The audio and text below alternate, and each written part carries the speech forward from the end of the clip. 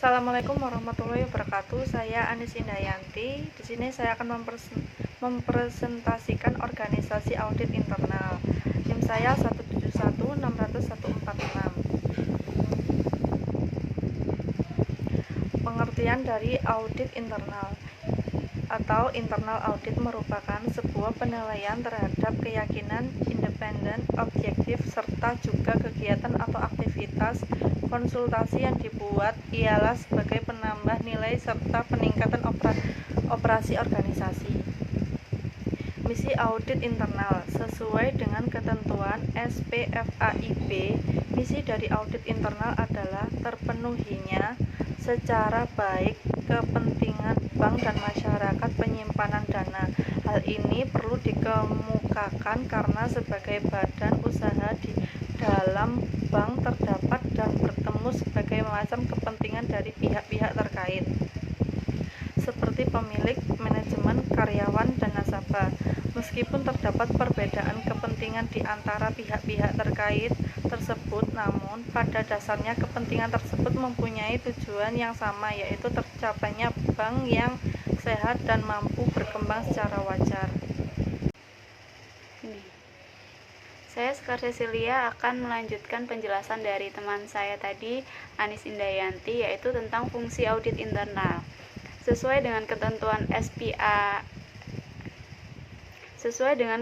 SPFAIB, tugas dan fungsi dari Satuan Kerja Audit Internal adalah sebagai berikut. Yang pertama, dapat membantu Direktur Utama dan Dewan Komisaris dengan menjabarkan secara operasional perencanaan, pelaksanaan, dan pemantauan atas hasil audit.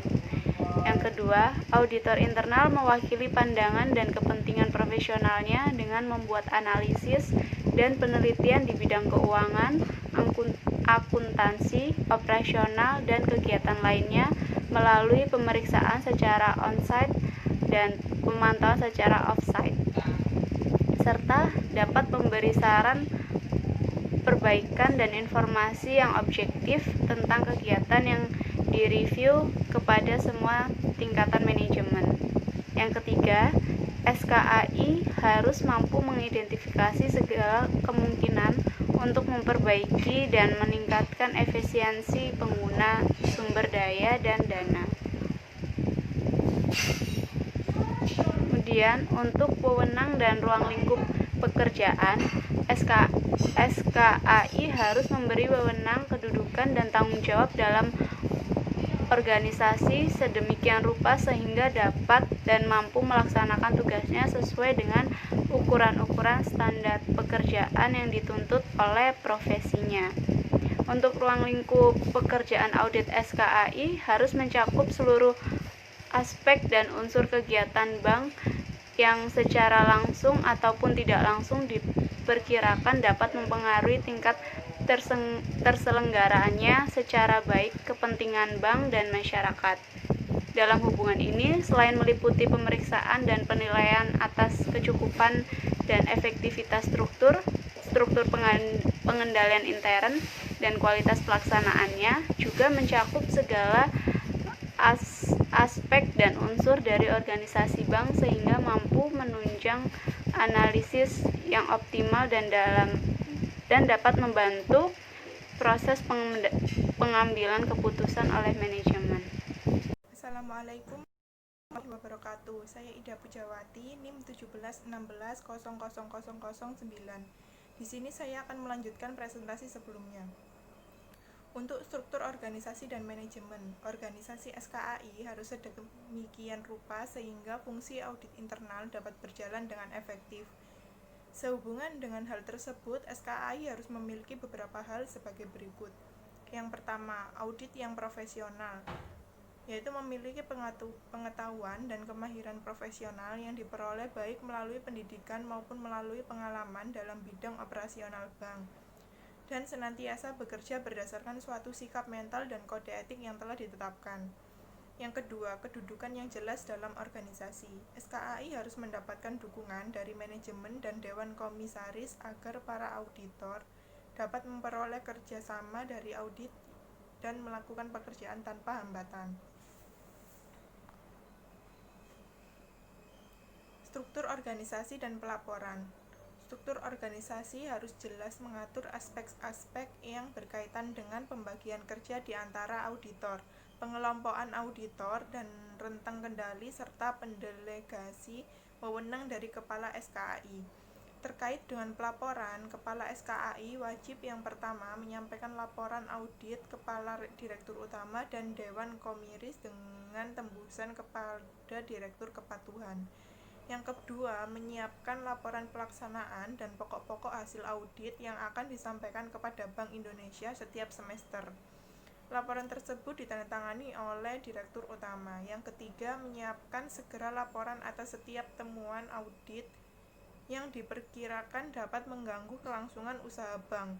Dalam beberapa referensi disebutkan bahwa pelaporan kepada Dewan Komisaris menggunakan level laporan fungsional, sedangkan kepada Direktur Utama menggunakan level pelaporan administratif. Assalamualaikum warahmatullahi wabarakatuh. Saya Erika Dwi Retnowati dengan NIM 171600145. Di sini saya melanjutkan presentasi berikutnya. Di sini ada Piagam Audit Intern, Internal Audit Center, misi, wewenang dan tanggung jawab SKAI harus dirumuskan dalam suatu dokumen tertulis yang harus disetujui oleh Dewan Komisaris. Yang selanjutnya disebut Piagam Audit Intern. Di sini sekurang-kurangnya harus mencantumkan yang pertama, kedudukan SKAI, yang kedua, kewenangan untuk melakukan akses terhadap catatan, karyawan, sumber daya, dan dana serta aset bank lainnya yang berkaitan dengan pelaksanaan audit. Untuk yang ketiga ada ruang lingkup kegiatan audit intern. Yang keempat, penyertaan bahwa audit intern tidak boleh mempunyai wewenang atau tanggung jawab untuk melakukan atau melaksanakan kegiatan-kegiatan operasional dari audit.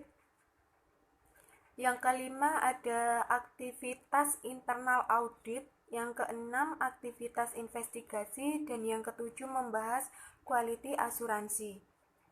Untuk slide selanjutnya,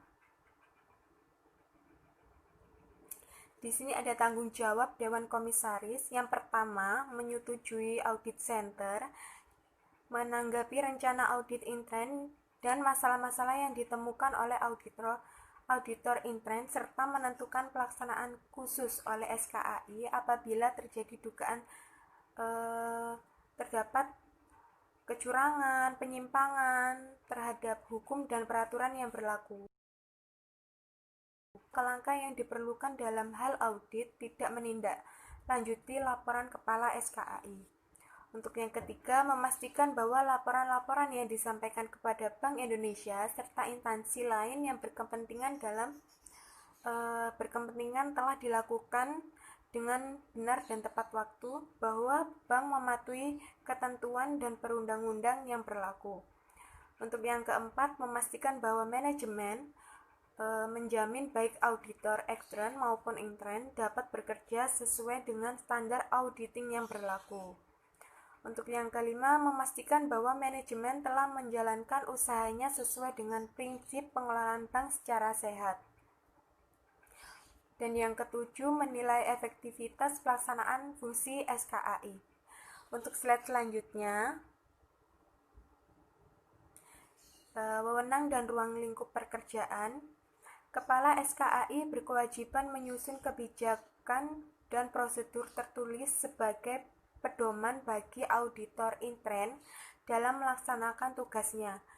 Bentuk dan isinya dari kebijakan dan prosedur tersebut harus disesuaikan dengan struktur organisasi SKAI dan besarnya SKAI serta tingkat kerumitan kegiatan bank yang bersangkutan. SKAI harus memiliki program rekrutmen dan pengembangan sumber daya manusia. Program tersebut sekurang-kurangnya harus memuat yang pertama, uraian tugas dan tanggung jawab yang jelas bagi setiap auditor. Yang kedua, kriteria auditor yang memenuhi persyaratan. Yang ketiga, ada rencana pendidikan, pelatihan, profesi berkelanjutan. Dan yang keempat, ada metode penilaian kinerja auditor. Dan yang 5. Ada pengembangan karir auditor.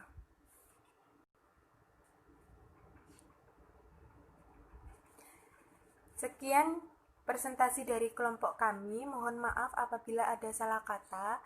Kami ucapkan terima kasih. Wassalamualaikum warahmatullahi wabarakatuh.